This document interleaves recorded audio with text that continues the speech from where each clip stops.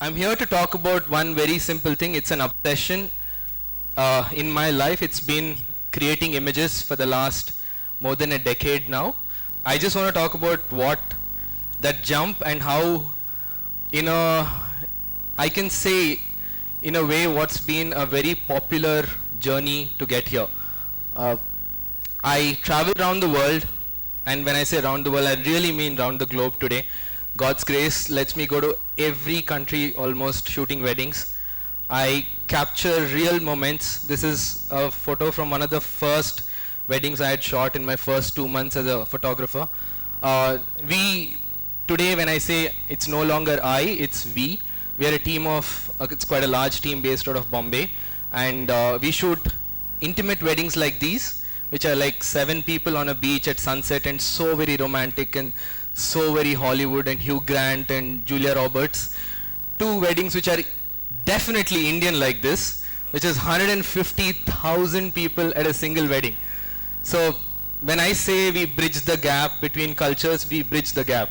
So, but then I don't do this because I really love photography or because I really love weddings. I can tell you honestly, when I shot my first wedding, it wasn't about the wedding, it wasn't about the marriage, it wasn't about the couple.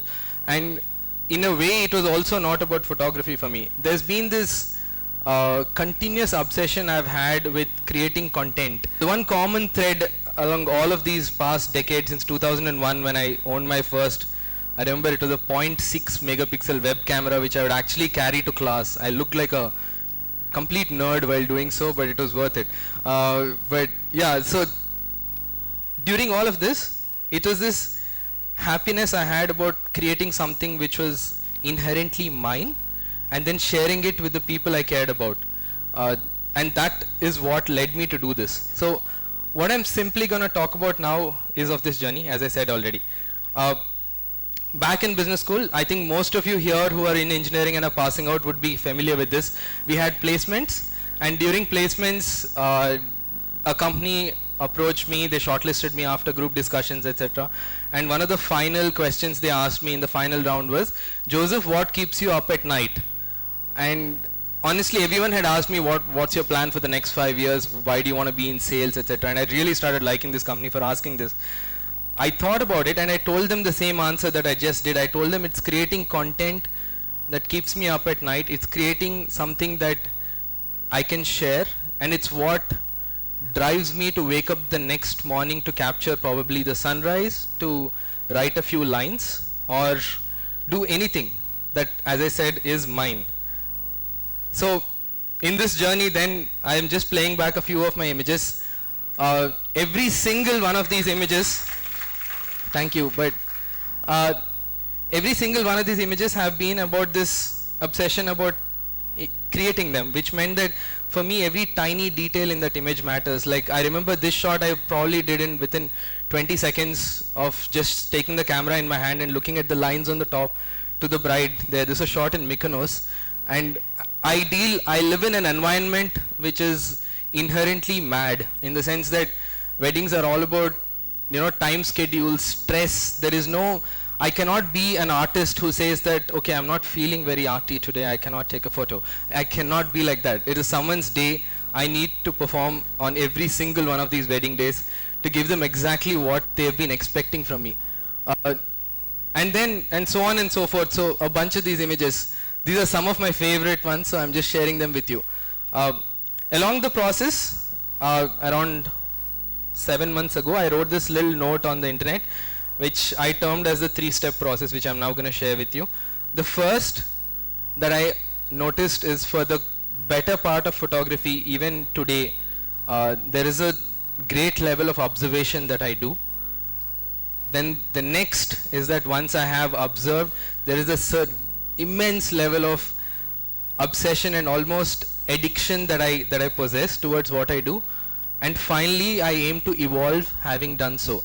I will now delve on each of these. What do I mean when I say observe? The first thing for me was to find a source of inspiration. I can honestly tell you, it wasn't like as if I was sitting around and thought that, hey, I need to find something. It was, the time when internet was not so fast, right? It was back in the day. I used to go to one website called Flickr.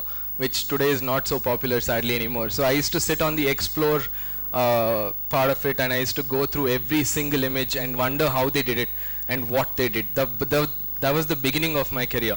And then I moved on. Back when I was in school, there was no internet. No, this is a National Geographic photo, not mine. Seriously, guys. So yeah, back when I was in school, I used to read a lot of Nat Geo because my aunt had a subscription. Okay, and every single time I looked at those photos, all I remember thinking was, oh my God, I want to do that.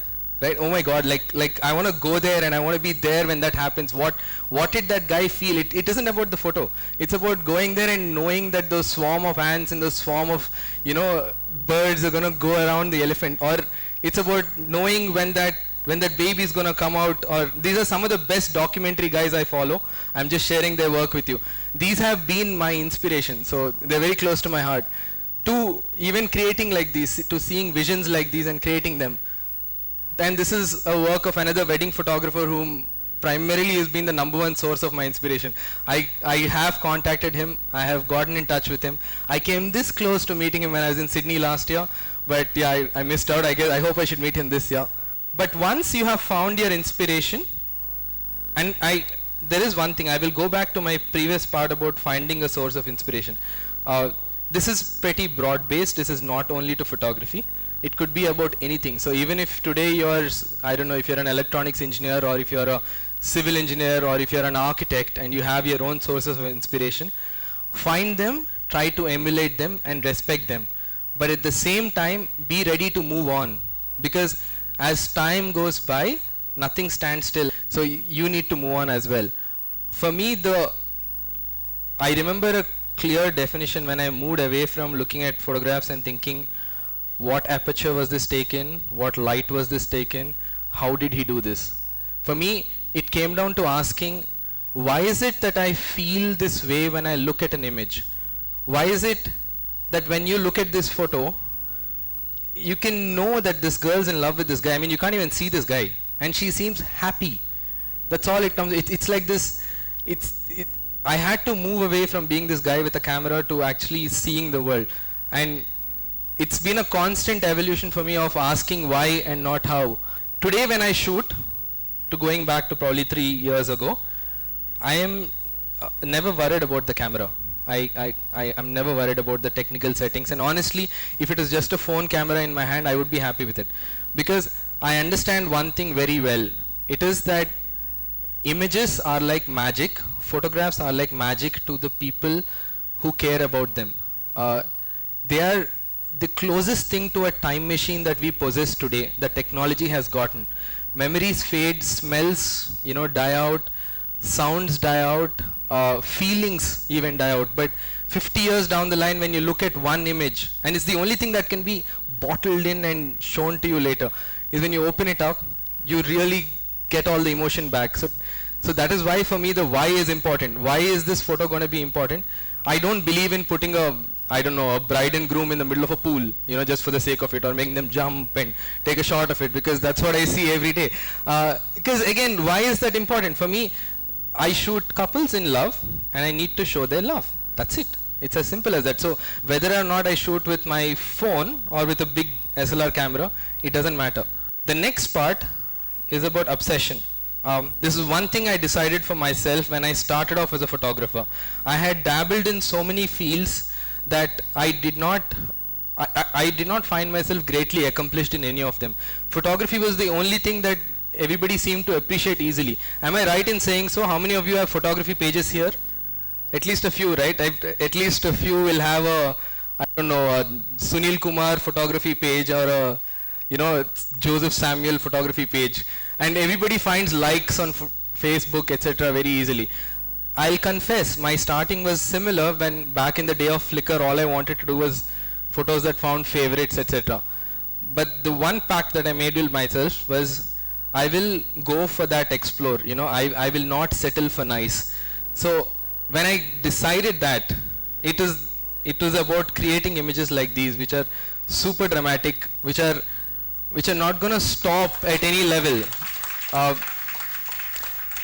Drawing a parallel to this, I can say in general life, do not compromise. Don't be okay with okay. It's not done. The next thing I learned is that great images are not made by chance. There is an immense level of planning, an immense level of experience, and an immense level of understanding the subject that goes into it. I'll speak about that later. There's a small incident here. I think it was Picasso when he was painting a scene on the river scene in Paris, and a lady approached him and he painted a portrait for her, and she really loved it, and she said how much, because she thought he's going to say 50 francs or whatever was the currency back then, and he said that'll be 1,000,000 francs, and she said, what, it took you 5 minutes? He said, no lady, you're mistaken, it took me a lifetime. And that is the crux of it. Just because you pick up a camera doesn't mean you can make images. The images that you see today that I've shown you are not because I started photography professionally 2 years ago. They've been there because I've been with a camera and I've practically lived with it more than the girlfriends, more than the best friends, and more than my parents for the better part of the last 13 years. The next is a postulate by a wonderful writer named Malcolm Gladwell. He writes this in his book, The Outliers, where he speaks about putting in 10,000 hours. Now, this is something that Malcolm basically says that this is something that is common between most successful geniuses. 2 words, successful geniuses. Is that inherently all of them put in 10,000 hours doing what they do. So he then takes this and applies this to people like the Beatles, to even somebody as irreverent as, say, Bill Gates. Because even though everyone thinks, most of us who know the IT world think of Bill Gates as this evil crony who just stole Steve Jobs' idea and just made a lot of money, it's not true. He put in that effort. So when I say 10,000 hours, I mean, for me at least, it was about taking the camera with me wherever I went. It was about making as many mistakes as I possibly could. It was about trying to create all of the work that I loved online by myself. And in all of this, I'm talking of 10,000 hours of creating. I'm not talking of 2,000 hours of posting it on Facebook, 3,000 hours of waiting for likes, 7,000 hours of taking images. No, I'm talking of 10,000 hours of purely creating content and evaluating it and then going back and restarting it all over again. On this context, I have something else to say. Everybody thinks that, creative people need their space, they need to be zoned out, they need to smoke up a bit, and then they need to be chilled out, and you shouldn't disturb them. Deadlines don't apply for creative people, no. So, and there is something called a burnout, right? Like if you do too much work, you get burnt out. Personally, I'll give you my own example. All the work that you've seen in the last 2 slides were shot in the last month.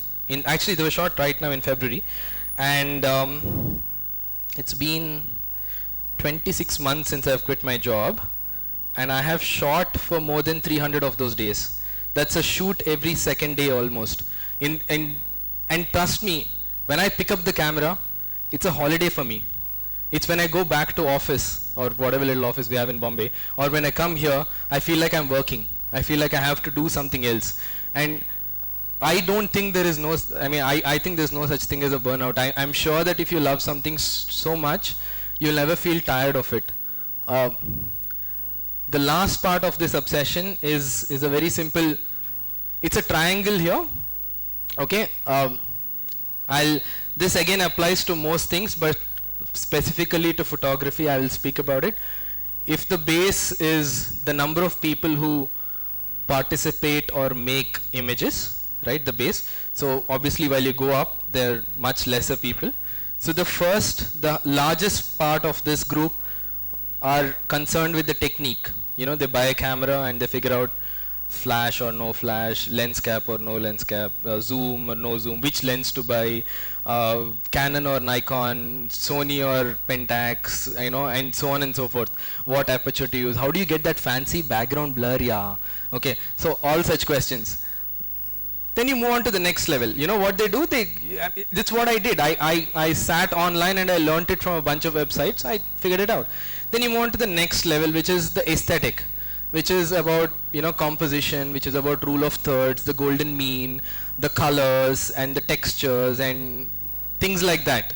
If at least 50% get to this level, I'd be surprised, because almost everyone gives up at the aesthetic level. So, but at the highest level is the subject, where all of what is down below doesn't matter. I believe that as a wedding photographer, I have to know a wedding in and out. I have to know what each fairy, what each shloka the pandit is saying, you know, means. I need to know all this to be able to anticipate the next moment. I need to know when to be silent, when to shut up and not click, when to step out of the room if necessary, and when to step in. What is important to capture, what is not important to capture. I'll then, you know, lay this parallel to a wildlife photographer. If you're a bird photographer, you have to be better than the best ornithologist in India. It's as simple as that. You need to know your birds. You need to know their genus, their species, which season they're gonna come out, which season are they mating, which season are they showing off all their colors. And the same applies to a sports photographer.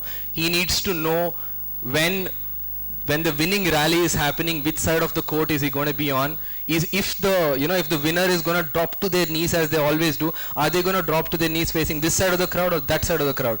And that is what photography is about, and people miss that out. You know, and that's why the subject is so important, and that is why you can capture things like this when you're able to anticipate things.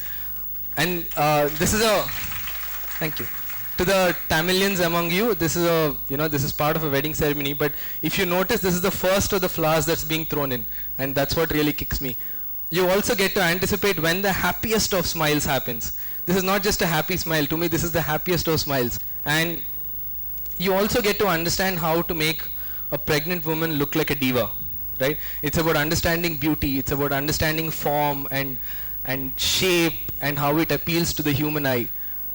It's about also trying to create a mood around a person. Now this photo seems quite simple to take, but for me the big deal was about the subject, was this about calming her down, because the first reaction that you get from a typical North Indian bride when you ask them to pose is, you know, it's the first thing. It's the first thing, no matter what they're wearing. There's a duck face and there's a pout and there's a hand around the hips. And how do you calm them down? How do you make them look regal? You know, how do you make them look elegant? The last part now is about evolution. Along this journey, I can now talk about this. I swear if you had asked me this back in engineering, I would have no clue about this. But it's about a little bit about finding yourself. For me personally, this is about finding my own style. What kind of a photographer am I? Do I have, let me put it colloquially, the balls to say that I will not do this? A clear example of this I remember about the puppetry thing, when the corporate approached you and you said no. That's a very, very rare thing to come across from an artist, because I swear the first thing you want is the money, okay, and it's this huge thing dangling in front of you which you can't say no to. But it's about finding yourself.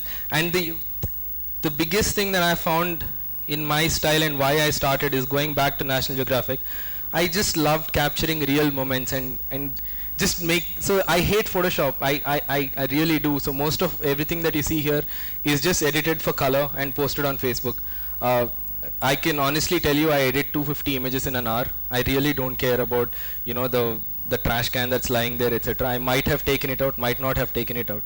But it's about capturing these real moments and this happiness and these little things which makes you not focus on who the person is, but the happiness of the moment. It's one of the reasons why I don't post celebrity pictures online. We've been divine intervention, you could say, but we've shot a lot of celebrity weddings over the last 2 years with no marketing from my end. And it's happened out of chance, but I don't post them online simply because I know 10,000 people will like those photos and those photos will get shared, but they won't be because it was a good photo.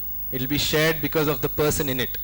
And yeah, so, and I do have a sense of drama. I can tell you you know, some of my favorite movies are Hindi films where, you know, I love DDLJ. I love, you know, Shah Rukh standing there and saying, please come to me. It's the ultimate sign of love. And I love chick flicks. And so this is why I am unashamedly telling you this. So I love creating dramatic images like that. I love timing and real moments. For me, this in one shot embodies everything for me. The bride's like, yes, I did it. And the groom's brother is like, oh, yeah, this happened.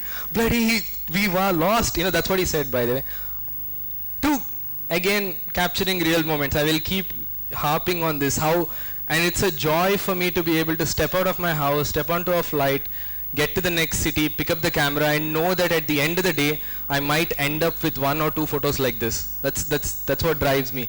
The next, and this is very close to my heart, always talk about what you do and learn to share it. It doesn't mean that you need to stand on a stage like this and do it. It means that you have so many platforms today. You have YouTube, you have Facebook, you have Twitter, you have Tumblr. Create your own space, but do share what you've learned, because I'm saying this again as a personal tenet only because I've learned everything from people who have shared, and I do not believe there's any secret that I can hold about photography that I do not want to share, or anything about to do with my business, anything in fact. This is my team today in Bombay. We are a fairly large team of 14, in fact Vijay just commented on that, and these are the guys with whom I have pretty much shared everything I've learned in the last 2 years. The first thing that people doubt is that they ask me, isn't that breeding competition? Isn't that like teaching people your secrets and so on? I don't think so. I think, in fact, I have pushed them to create their own Facebook pages, their own websites, or their own little platforms. Because what we really like is working as this team together. And more importantly, we all have a common love. And there's you don't feel like a loner. This can be a very lonely profession if you do get into it. But it's a beautiful thing to be able to share. And on top of all of this is that every time I teach something to any of these guys, or when I speak on a stage like this, is when I feel and realize how inept I really am and how much more I need to learn. It's only when you speak out everything you've learned that you learn how really shallow that bucket of information that you've, and knowledge that you've gathered. So that's been one of the greatest things that I've had to do. Next, it's a bit, again, it's a bit filmy, but travel, yeah. See the world, experience the cultures, eat some good food, get some loose motions. But go out there, experience cultures, only because there's a wonderful little line which I'd written down. I'm not really good with my memory with lines. So it's about essentially the fact that when you do any kind of creative work, there is an energy to it. This energy is made up of everything that is you, your personality, and your life experience. It's also about the books you've read, the things that you're drawn to as a human being. This energy gives us and our work life, and this is what people respond to when they see it. So what I believe is that the work I do and the work I share represents a part of me, represents all 29 years of my life on planet Earth so far, and that is critical for me, and that is the reason why I in fact force my team members to get out there and to travel and experience things. Understand that in the future, if you do all of this well enough, like, there will be a day when you will inspire others yourself. With the number of people who took my photos out there to the number of people who have been telling me this the whole day, my heart is filled with this unimaginable amount of happiness right now. But I can't believe that I'm in a position to inspire people, because I'm telling you, it's only been 3 years since I took this up professionally. But never stop evolving just because you are the source of inspiration to others. It is then that you will die out, and it is then that you will become irrelevant and obsolete. Finally, when you get there, when you get to that point of being an inspiration, please be convinced of your ability. There's a quote that says that the trouble with this world is that the ignorant are full of confidence, while the intelligent are continuously doubting themselves. And that is true.